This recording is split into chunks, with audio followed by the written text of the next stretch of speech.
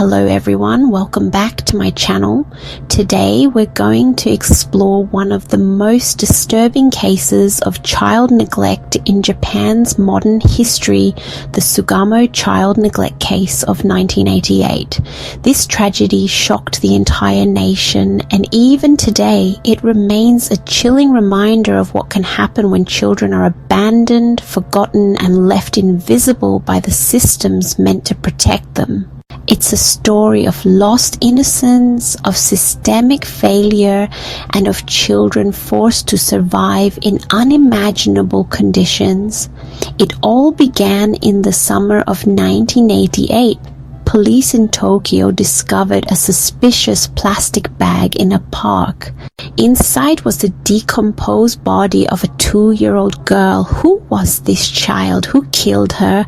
And why had her body been abandoned like trash? On April 21st, 1988, while their mother was away, 4 siblings were left alone in their apartment in Sugamo. The oldest, a boy of just 14, was responsible for his younger sisters. That day, the youngest, just 2 years old, wet herself. The older boys decided to punish her with a cruel game, lifting her into the air and dropping her onto a futon again and again. At first it was play, but the drops became harder. The toddler cried louder until suddenly she stopped breathing. The teenage brother panicked. He tried to save her with CPR he had once seen on TV, pressing on her tiny chest, but by nightfall she was gone. For 5 days, the boy kept his sister's body hidden in the closet, wrapped in plastic. The smell grew unbearable. Finally, with the help of his friends, he placed her body into a bag, boarded a train nearly 80 kilometers away, and buried her in a dark park in Saitama Prefecture. The short life of this little girl ended in silence. No neighbors noticed, no authorities came. Society moved on unaware. Behind this tragedy was the children's mother. She had 4 surviving children, each by different men, and none of them had birth registrations. Legally, they didn't exist. They were what some call ghost children. By 1987, she had abandoned them entirely, choosing to live with a new boyfriend. She returned only once a month, briefly, to hand her eldest son an envelope with 50,000 yen, barely enough to survive. At just 14 years old, the boy became the father figure, cooking, buying food, and caring for siblings far too young to fend for themselves.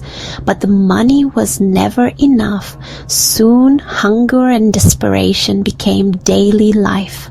As police searched the Sugamo apartment, they uncovered another terrible secret.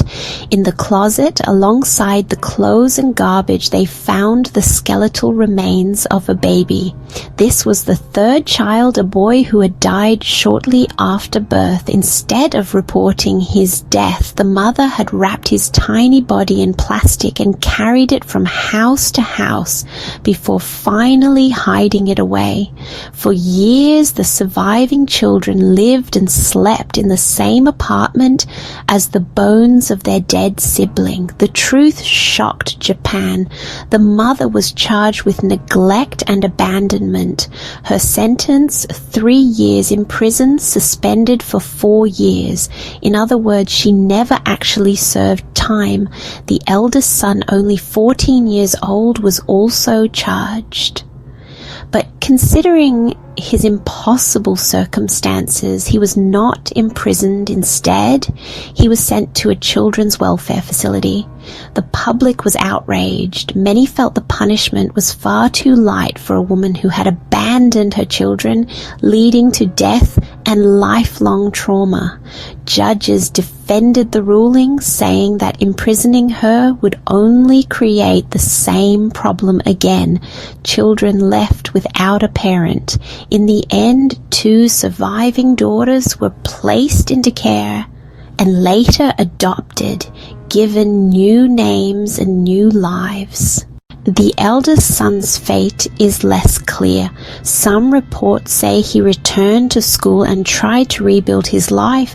Others suggest he disappeared from public records, his life forever scarred by a childhood no one should have endured. This case revealed deep cracks in Japanese society. A rigid family registry system that left unregistered children invisible, weak child protection services, neighbors and institutions who noticed nothing or chose not to get involved. The Sugamo Child Neglect Case is more than just a story of one irresponsible mother. It is the story of an entire society failing to protect its most vulnerable members. This tragedy later became the inspiration for the film Nobody Knows, but unlike a movie, these were real children. Their hunger, their pain, and their deaths were real. It forces us to ask difficult questions.